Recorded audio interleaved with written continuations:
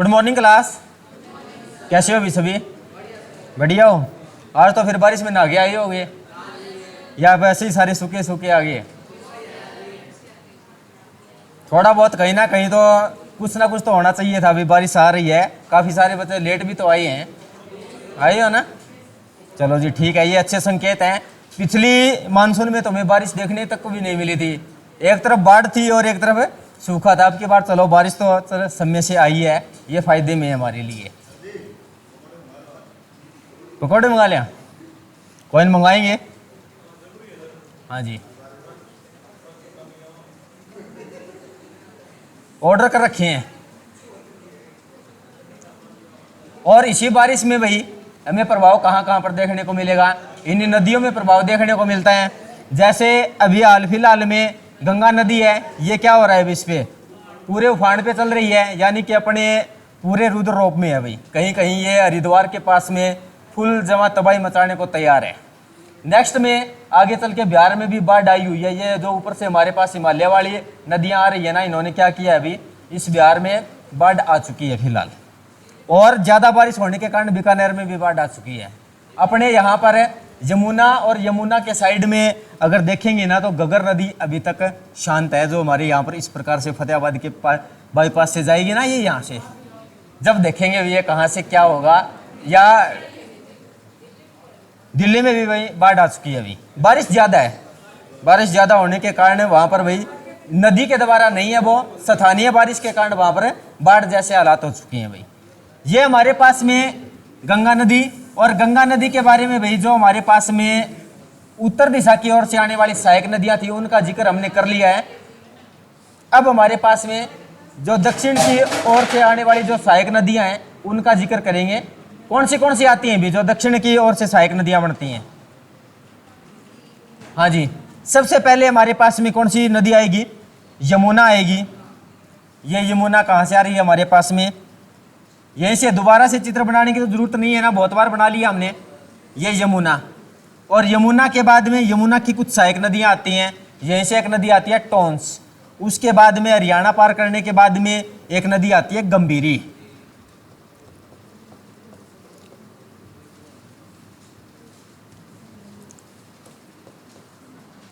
गंभीरी, फिर हमारे पास में आएगी चंबल, चंबल के बाद में सिंध, उसके बाद में वेतवा, एक केन आती है, टोंस आती है। इस टोंस के बारे में कोई प्रश्न नहीं पूछा जाता भाई। फिर आगे आएंगे हमारे पास में सोन नदी, और ये हमारे पास दामोदर नदी और मीनाक्षी नदी। इनके बारे में आज हम जिक्र करेंगे। तो हमारे पास में हेडिंग क्या रहेगी कि गंगा के ये कौन सी साइड है? दायां होगा भी या बायां होगा? ये दायां, यानी कि पूर्व से पश्चिम से लेकर पूर्व की ओर दाएं ओर से मिलने वाली गंगा की सहायक नदियां, ये हमारे पास में आज की हेडिंग रहेगी। क्या होगा?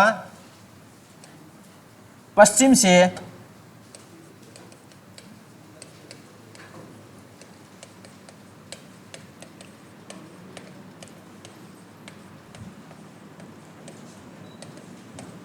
पूर्व की ओर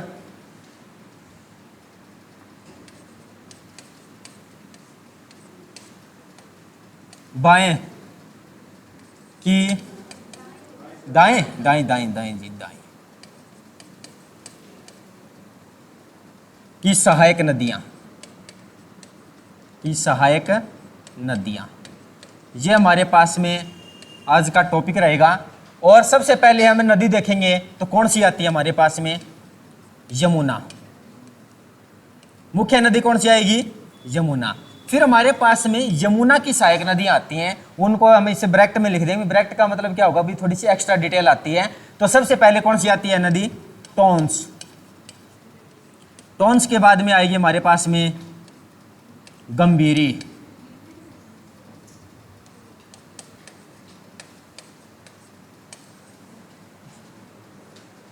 गंभीरी के बाद में आती है हमारे पास में चंबल।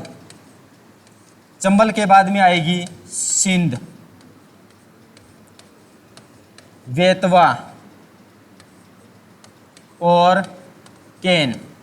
इनमें सभी नदियों का जिक्र नहीं करेंगे, जो जो नदियां हमारे काम की आएंगी उन्हीं के बारे में देखेंगे, वरना सीधा सिंपल प्रश्न पूछा जाता है भी ये नदी किसकी सहायक नदी है, तो ये यमुना की, और यमुना किसकी सहायक नदी है, गंगा की सहायक नदी है। उसके बाद में हमारे पास में यमुना के बाद सहायक नदी आ जाती है सोन नदी। सोन नदी का जिक्र करेंगे, और सोन नदी के बाद में हमारे पास में दामोदर,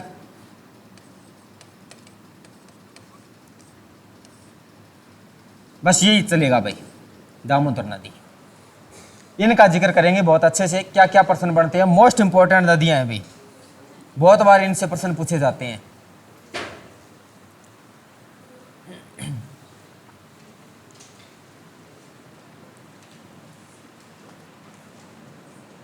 ये कर लिया नोट सभी ने। तो पहले नंबर की हमारे पास में नदी कौन सी आएगी, यमुना। और यमुना नदी का उद्गम कहां से होता है, यमुना नदी का उद्गम कहां से होता है,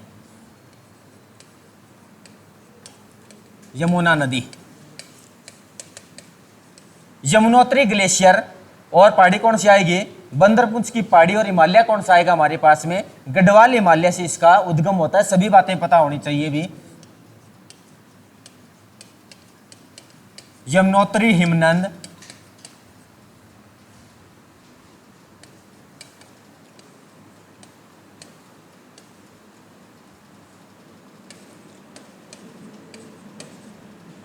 बंदरपुंछ की पहाड़ी,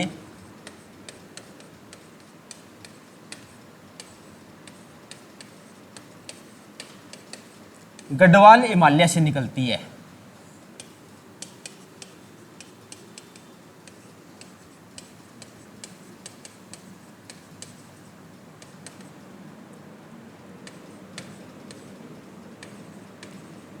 और प्रयागराज में गंगा नदी में मिलती है।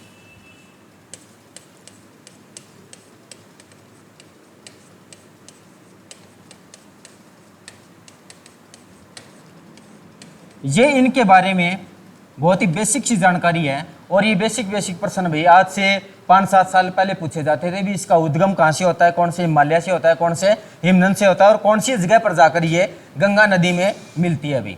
लेकिन इसके बाद जो हमारे पास में मोस्ट इंपॉर्टेंट प्रश्न आएगा वो ये प्रश्न बनता है कि जैसे हम मैप से देखेंगे कि हमारे पास में ये जो पहाड़ियां आई थी, 3 पहाड़ियां देखी थी हमने सबसे पहले, बंदरपुंछ था, केदारनाथ था, बद्रीनाथ था और गंगोत्री था। तो ये हमारे पास में कौन से हिमालय में स्थित थी, ये हमारे पास में बंदरपुंछ आती है। बंदरपुंछ के बाद में इसी में हमारे पास में ये गंगोत्री है, केदारनाथ है, बद्रीनाथ है, केदारनाथ बीच में अभी। तो ये हमारे पास में पहाड़ियाँ महान हिमालय का हिस्सा थी।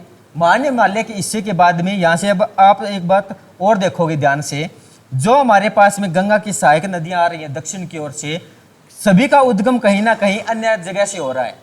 लेकिन यमुना नदी एकमात्र ऐसी नदी है जिसका उद्गम जो कि दाएं ओर से भी आ रही है, यानी कि दक्षिण दिशा की ओर से सहायक नदी बन रही है, और जिसका उद्गम केवल हिमालय से होता है भाई। ये प्रश्न पूछा जाता है भाई, यानी कि दाएं ओर से या दक्षिण दिशा की ओर से मिलने वाली गंगा की एकमात्र सहायक नदी कौन सी है, यमुना, जिसका उद्गम हिमालय से होता है भाई। ये बात हमारे पास एग्जाम में पूछी जाती है। और उसके बाद में एक प्रश्न और भी पूछा जाता है कि गंगा की सबसे बड़ी सहायक नदी कौन सी होगी, तो गंगा की सबसे बड़ी सहायक नदी यमुना नदी है भाई। ये प्रश्न 2 मोस्ट इंपॉर्टेंट है और यही ज्यादा ट्रेंडिंग में चल रहे हैं अभी हाल फिलहाल में।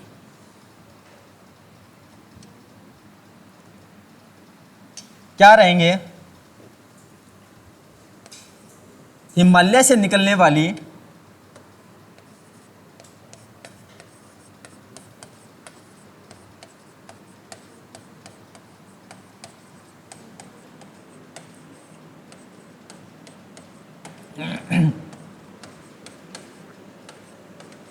और दक्षिण दिशा में मिलने वाली गंगा की सबसे बड़ी सहायक नदी, दक्षिण दिशा में मिलने वाली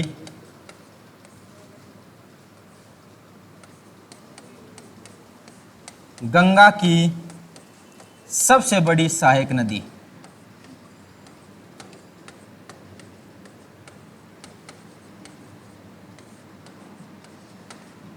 ये 2 प्रश्न भी बहुत ज्यादा ट्रेंडिंग में हाल फिलहाल एग्जाम में।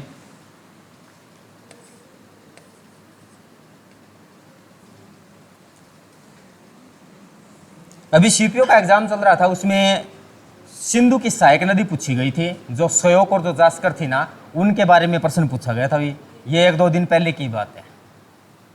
अगर किसी ने दिया होगा सीपीओ का एग्जाम, तो यानी कि सहायक नदियों से ज्यादा प्रश्न पूछे जा रहे हैं हाल फिलहाल में। ये बातें समझ में आई भी सभी को?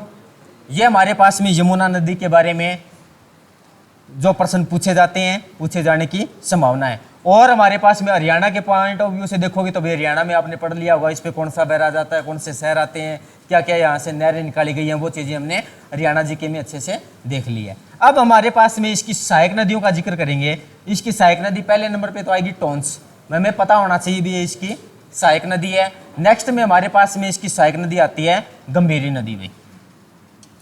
ये यमुना की सहायक नदियाँ आ रही हैं, कौन सी आएगी हमारे पास में? गंभीरी। और ये कहाँ पर है? राजस्थान में बहती है। और इस नदी के किनारे क्या बना हुआ है भाई? केवलादेव राष्ट्रीय पार्क बना हुआ है भाई।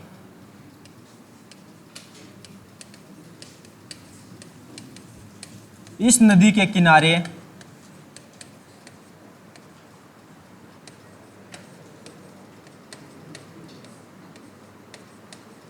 केवलादेव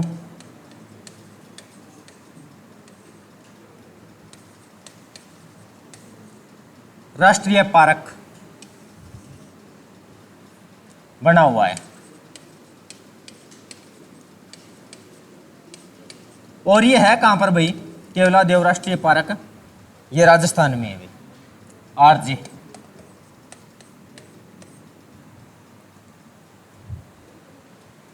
गंभीरी नदी राजस्थान में बहती है, यमुना की सहायक नदी है। कहाँ पर मिलेगी हमें इससे कोई ज़्यादा लेना देना नहीं है, लेकिन प्रश्न ये पूछा जाता है कि केवलादेव राष्ट्रीय पार्क कौन सी नदी के किनारे है? गंभीरी नदी के किनारे। और कौन से राज्य में है? ये राजस्थान में है। फिर हमारे पास में नेक्स्ट में चलेंगे तो इसकी सहायक नदी आएगी, यमुना की सहायक नदी कौन सी आएगी? चंबल नदी भी। और ये चंबल नदी भी बहुत ज़्यादा मोस्ट इंपॉर्टेंट है, क्योंकि इनके बारे में क्या क्या बातें आ रही है। जब हमने छोटा नागपुर का पठार पढ़ा था तब भी चंबल नदी का जिक्र हुआ था। किस किस को याद है ये बातें? हाँ, जब छोटा नागपुर का पठार पढ़ रहे थे तब चंबल नदी का जिक्र हुआ था। अभी उसमें बहुत अच्छा खासा रोल देखने को मिला था छोटे नागपुर के पठार में।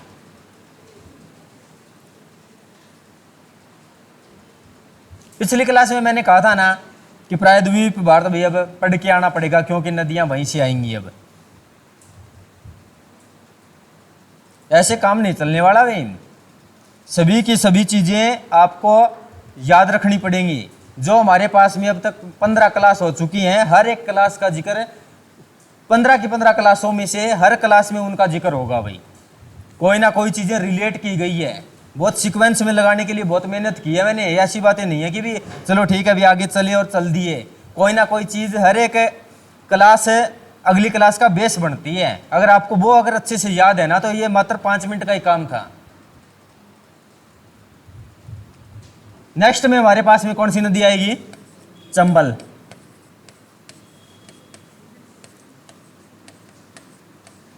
इसके उद्गम की बात करेंगे तो यह मध्य प्रदेश में जानापावा नामक पहाड़ी से निकलती है। अभी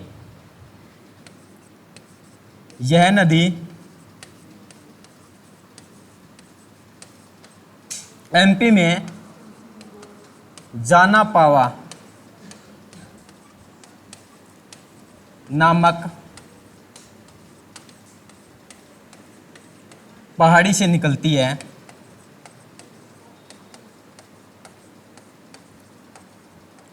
और कहां पर जाएगी ये? यूपी के इटावा में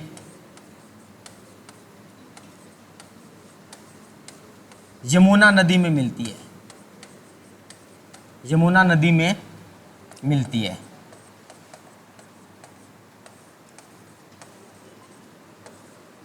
फिर हमारे पास इस नदी पे भी कुछ परियोजनाएं बनी हुई हैं।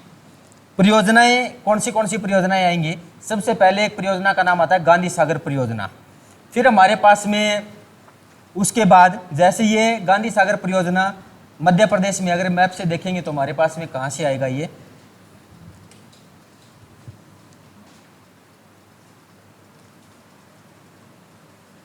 हमारे पास में चंबल नदी आ रही है, इस प्रकार से आगे चलेगी, ये राजस्थान में आएगी। इस पे 4 परियोजनाएं बनी हुई हैं भाई। सबसे पहले तो आता है गांधी सागर परियोजना, और ये गांधी सागर परियोजना मध्य प्रदेश में है। और उसके बाद में जैसे ही ये राजस्थान में प्रवेश करेगी तो एक परियोजना आएगी राणा सागर परियोजना, महाराणा प्रताप के नाम से है। फिर थोड़ा सा और आगे चलेंगे तो इसी पे एक परियोजना बनी हुई है नेहरू सागर परियोजना। नेक्स्ट में एक जगह आ जाती है अभी कोटा का, आपने नाम सुना होगा, कोटा बैराज। यानी कि ये 4 परियोजनाएं बनी हुई है इस नदी पर, और इनसे भी बहुत बार प्रश्न पूछा जाता है। नेक्स्ट में इसी में जैसे ये कोई पहाड़ी से निकल के आगे चलेगी तो राजस्थान में भी हमें पहाड़ी क्षेत्र देखने को मिलता है। तो इस पे नदी पर, चंबल नदी पर भी राजस्थान का सबसे ऊंचा जलप्रपात भी स्थित है, चुलिया जलप्रपात। यानी कि चै से चंबल नदी और चै से चुलिया जलप्रपात कौन सी नदी पर आ रहा है? ये चंबल नदी पे आ रहा है। और कहाँ पर आता है? ये राजस्थान में आता है। राजस्थान का सबसे ऊंचा जलप्रपात, ये भी अभी हाल फिलहाल CHSL में एग्जाम में पूछा गया था प्रश्न भाई। क्या रहेगा हमारे पास में परियोजनाएं, कौन सी परियोजनाएं कहाँ कहाँ पर होगी?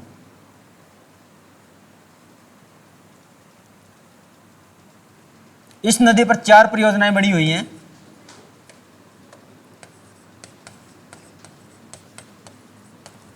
परियोजनाएं सबसे पहले होगा हमारे पास में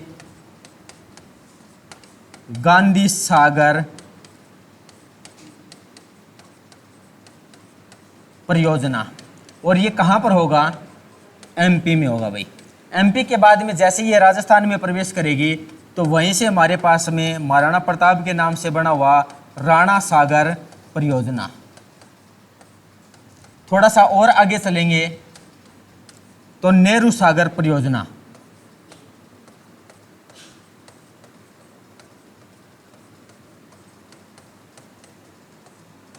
ये भी राजस्थान में है। फिर इसी पे एक परियोजना और आती है, कोटा बैराज के नाम से जानी जाती है।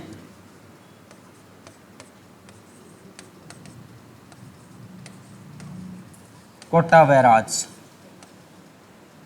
और ये कहां पर है? ये राजस्थान में है। 4 परियोजनाएं, और चारों की चारों परियोजनाएं कोई ना कोई एग्जाम में डायरेक्ट इनडायरेक्ट यानी कि इकट्ठे भी पूछी जा सकती हैं और अलग अलग भी पूछी जा सकती हैं। कौन से राज्य में, ये बात भी पूछी जा सकती है। अभी हमारे पास चंबल नदी पे है गांधी सागर, राणा सागर, नेहरू सागर और कोटा बैराज, ये 4 परियोजनाएं हैं। और इस नदी पर राजस्थान का सबसे ऊंचा जलप्रपात चुलिया जलप्रपात स्थित है भी। इस नदी पर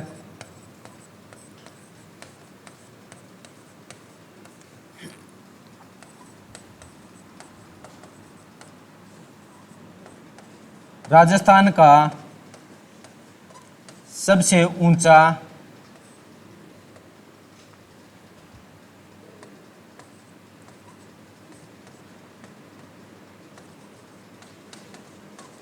चुलिया जलप्रपात स्थित है।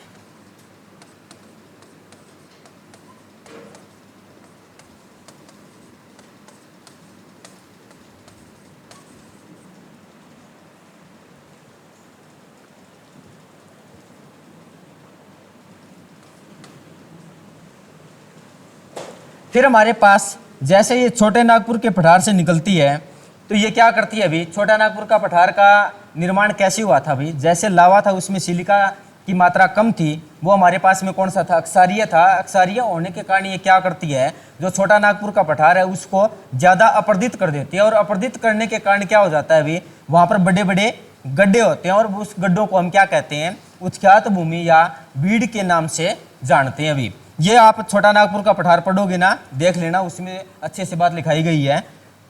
यानी कि चंबल नदी के क्षेत्र को हम उत्ख्यात भूमि या बीड़ के नाम से जानते हैं। अभी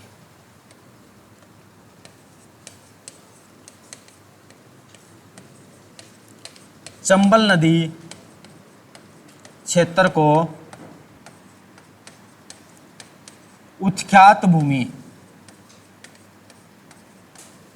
या बीहड़ के नाम से जानते हैं।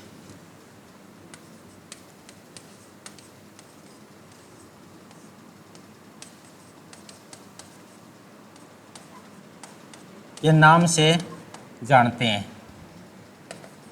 इस क्षेत्र में क्या है भी बड़े बड़े गड्ढे हो चुके हैं, तो बड़े बड़े गड्ढे होने के बावजूद यहाँ पर क्या होगा, यह क्षेत्र उपजाऊ होगा या अनुपजाऊ होगा?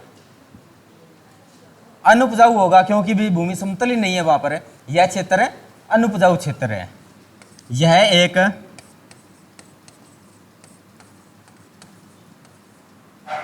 अनुपजाऊ क्षेत्र है।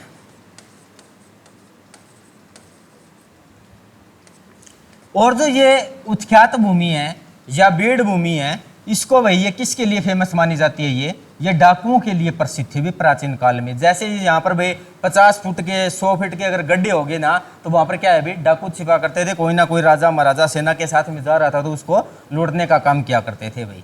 यानी कि ये हमारे पास में उत्ख्यात भूमि या बीड़, ये क्या है भाई, डाकुओं के लिए प्रसिद्ध थी भाई।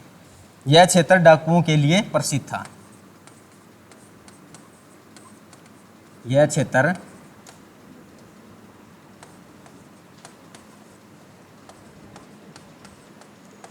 डाकुओं के लिए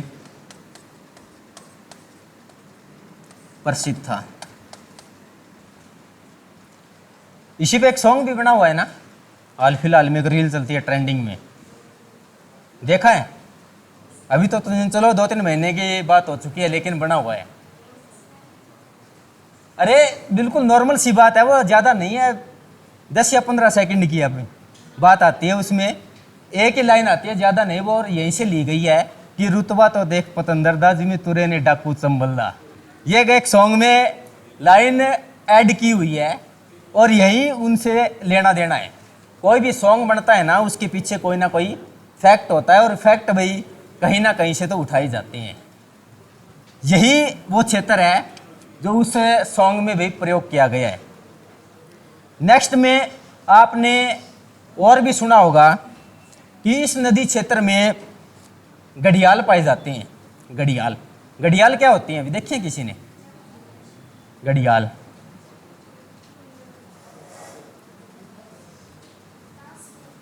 हाँ, घड़ियाल कास्ट होती है। घड़ियाल पाए जाते हैं, और घड़ियाल अगर आप देखोगे ना तो ये मगरमच्छ जैसे होते हैं, लेकिन मगरमच्छ होते नहीं है। अभी इस नदी क्षेत्र में भी घड़ियाल पाई जाती है, और घड़ियाल प्रजनन केंद्र कहाँ पे है? चंबल घाटी क्षेत्र, वो एमपी में स्थित है भाई। इस नदी में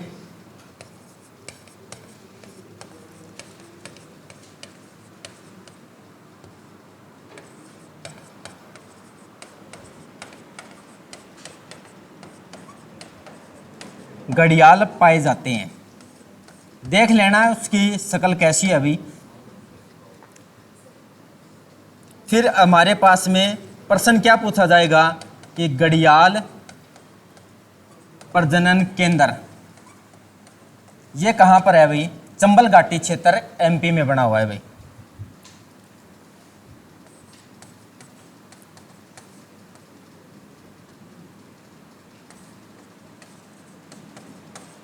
चंबल घाटी क्षेत्र एमपी, यानी कि मुख्य रूप से मैं याद क्या रखना है अभी? एमपी में भी। घड़ियाल प्रजनन केंद्र कहाँ पे है?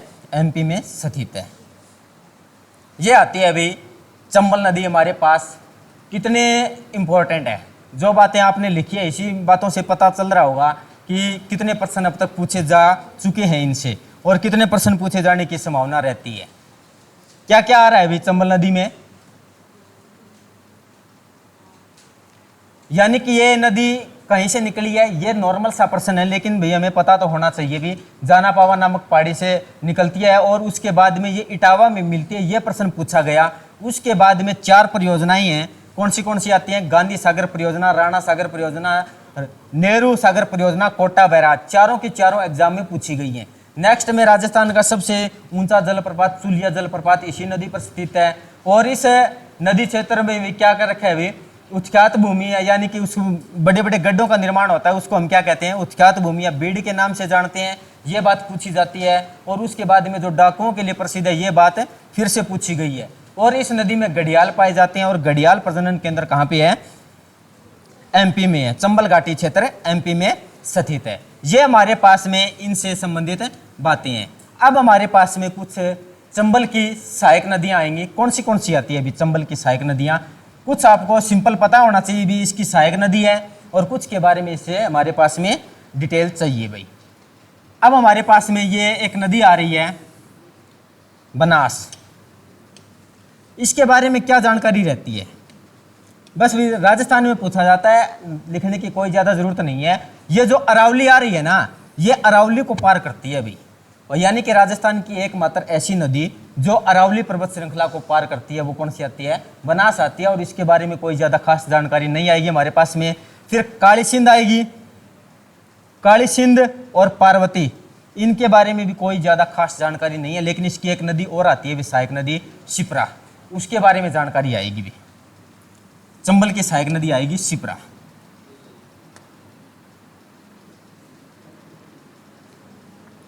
जो पीछे वाला मैप बनवाया था उसमें ड्रा किया हुआ है शिप्रा नदी, किया हुआ है? नहीं, क्यों किया?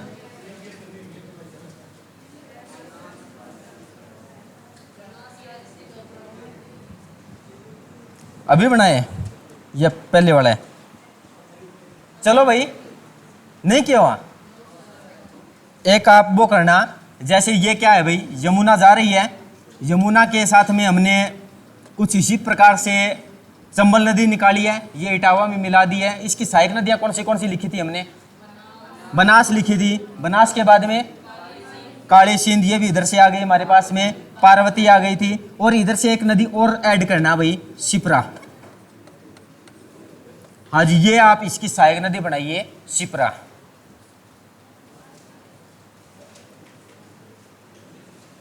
चंबल की सहायक नदी कौन सी बनेगी हमारे पास में? शिप्रा।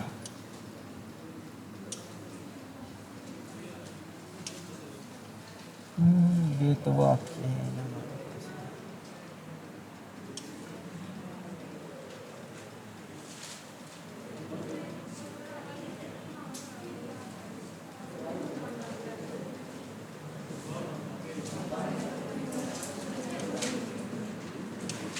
कर लिया भी नोट्स भी ने? शिप्रा हेडिंग डालनी है, शिप्रा नदी। और शिप्रा नदी कहाँ से आई है, कहाँ मिली है, अपने को इससे कोई ज़्यादा लेना देना नहीं है। लेकिन लेना देना एक शहर से आता है, इसके किनारे एक शहर आता है जिसका नाम है उज्जैन।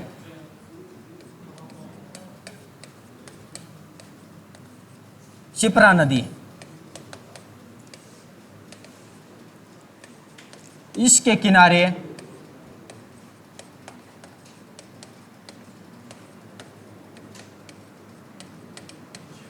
उज्जैन शहर स्थित है। और ये उज्जैन की क्या खास बात है भाई?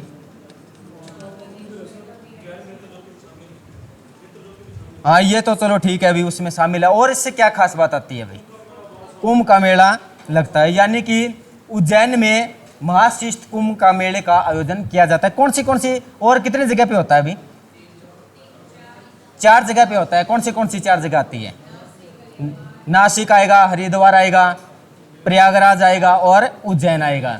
ये कौन सी नदियों के किनारे पे लगता है? चलो उज्जैन वाला तो हमारे पास में पता लग गया कि शिप्रा नदी के किनारे है। तो हरिद्वार वाला कौन सी नदी के किनारे है?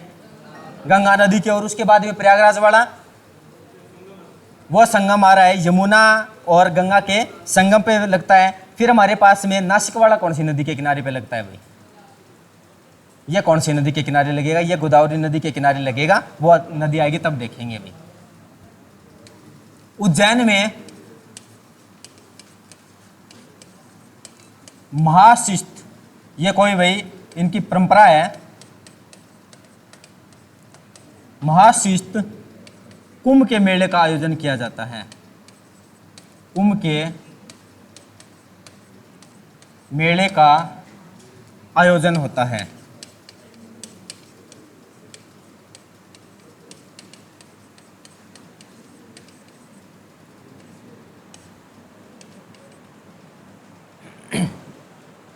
ये बातें आती हैं। जो चंबल नदी थी ना भाई, उसके बारे में एक बात और रहती है, इसका एक प्राचीन नाम भी आता है भाई चंबल नदी का। क्या आएगा हमारे पास में? चरमबती। ये प्रश्न भी बहुत बार पूछा गया अभी। जो चंबल नदी आ रही है ना, इसका एक नाम और मानना भाई, प्राचीन नाम या अन्य नाम बोल दियो आप भाई प्राचीन की बजाय। और क्या नाम होगा इसका? चरमबती।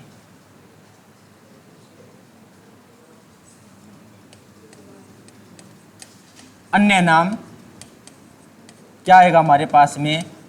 चरमबती। यह भी प्रश्न बहुत बार पूछा गया है अभी, अन्य नाम चरमबती।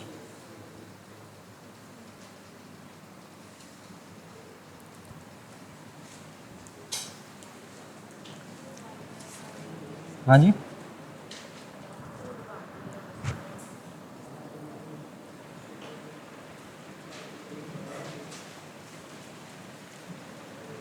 कर लिया अभी। शिप्रा नदी, शिप्रा नदी के बाद में कौन सी सहायक नदी आती है? काली सिंध है, पार्वती है। इनके बारे में हमें नॉर्मल पता होना चाहिए भी, इसकी सहायक नदियां हैं। फिर हमारे पास में यमुना की सहायक नदियां आ रही हैं। कौन सी आती हैं? सिंध आएगी, बेतवा आएगी और केन आएगी। सिंध के बारे में भी हमें क्या अभी नॉर्मली पता होना चाहिए, इसके बारे में कोई ज़्यादा खास जानकारी नहीं रहती है। फिर हमारे पास में नेक्स्ट नदी कौन सी आएगी? बेतवा। और बेतवा नदी हमारे लिए भी बहुत ज़्यादा मोस्ट इंपॉर्टेंट है। क्यों, क्या खास बात है उनके बारे में देखेंगे भाई। पहले तो इसका एक अन्य नाम ही पूछा जाता है भाई, बेतवा नदी।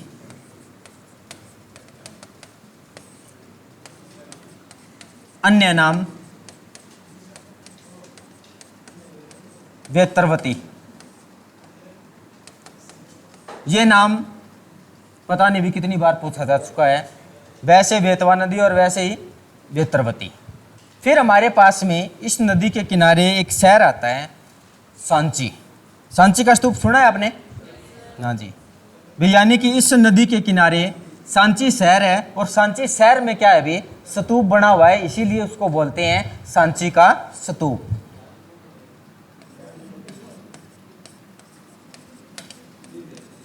इस नदी के किनारे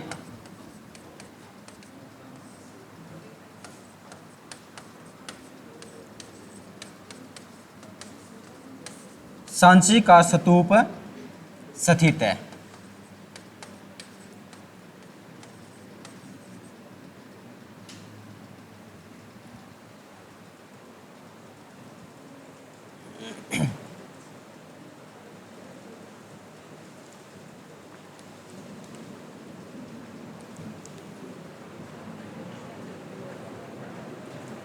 कर लिया नोट्स भी ने। ये हमारे पास में यमुना और यमुना की सहायक नदियां कंप्लीट है। नेक्स्ट में हमारे पास में नदी आएगी सोन नदी। और सोन नदी का उद्गम कहाँ से होता है भाई? अमरकंटक की पहाड़ी से होता है। और ये उत्तर दिशा की प्रवाहित होती है, यानी कि उत्तर दिशा की ओर बहते हुए गंगा की सहायक नदी। और गंगा में कहाँ पर मिलती है? पटना में भाई।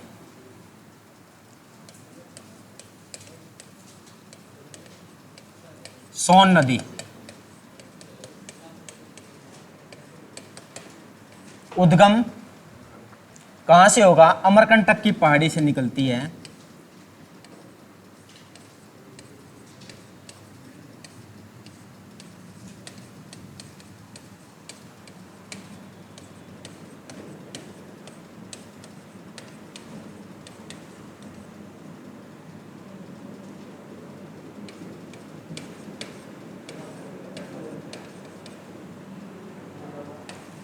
और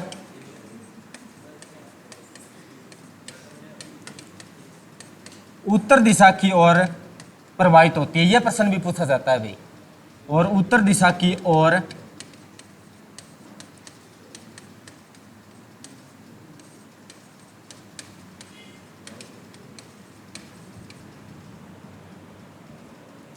प्रवाहित होती है। पटना में गंगा नदी में मिल जाती है।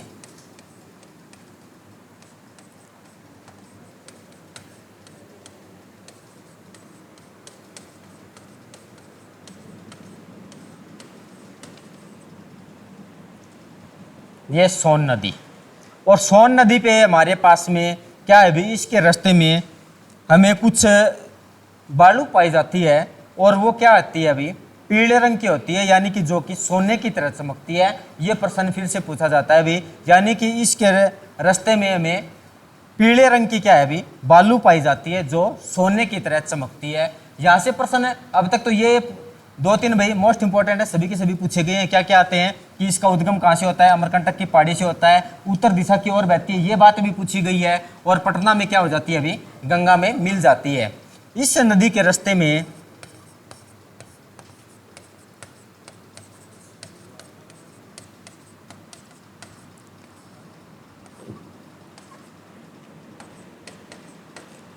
पीले रंग की बालू पाई जाती है,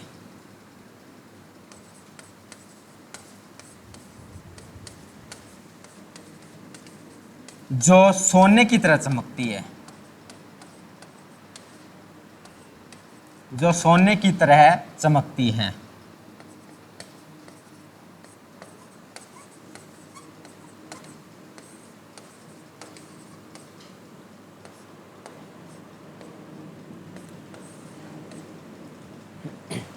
ये पीले रंग की बालू का मतलब क्या आता है अभी, इस बात से आप क्या समझते हो? ये रेती है। जो हमारे पास हरियाणा में जो ये रेती आती है, ये कहाँ से आती है? हरियाणा में जो आप देखोगे इसका रंग कैसे है, हमारे पास में थोड़ा सा स्लेटी कलर का आ रहा है, ये यमुना से आती है।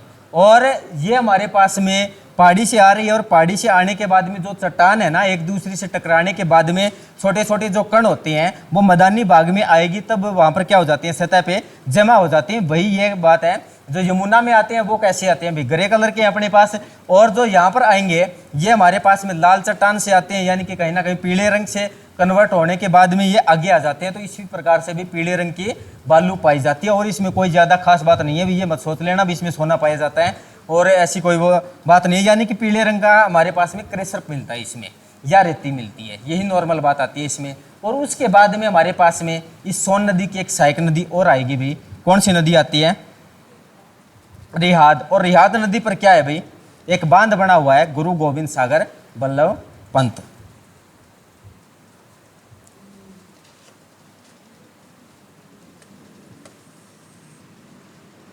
इसी की सहायक नदी है,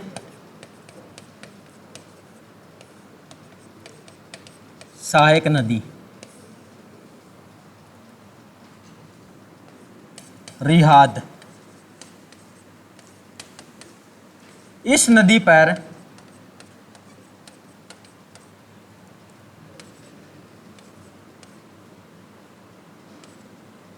गोविंद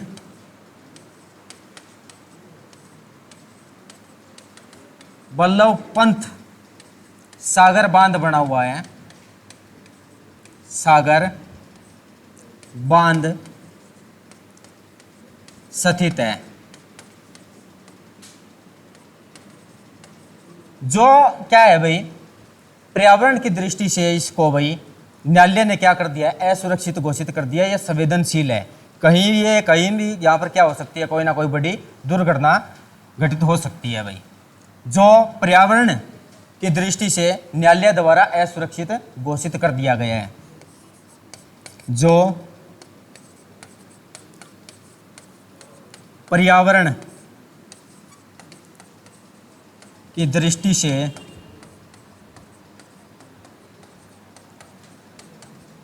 न्यायालय द्वारा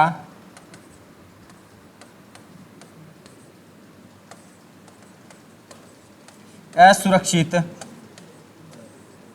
घोषित कर दिया है, या संवेदनशील घोषित कर दिया है।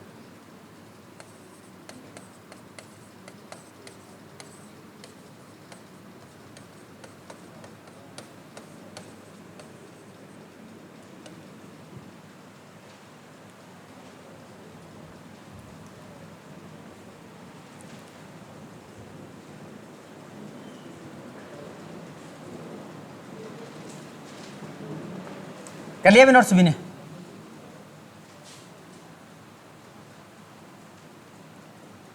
अब हमारे पास में और कौन सी सहायक नदियां बचती हैं? एक तो म्यूराक्षी नदी बचेगी, और म्यूराक्षी नदी पे क्या है कि म्यूराक्षी परियोजना ही है स्थित है, जो कि झारखंड में स्थित है। और दामोदर नदी में ये क्या आता है, ये छोटा नागपुर के पठार से निकलती है और हुगली में मिल जाती है। ये क्या है भाई, हुगली की सहायक नदी बन जाती है, ये वेस्ट बंगाल में जाएगी।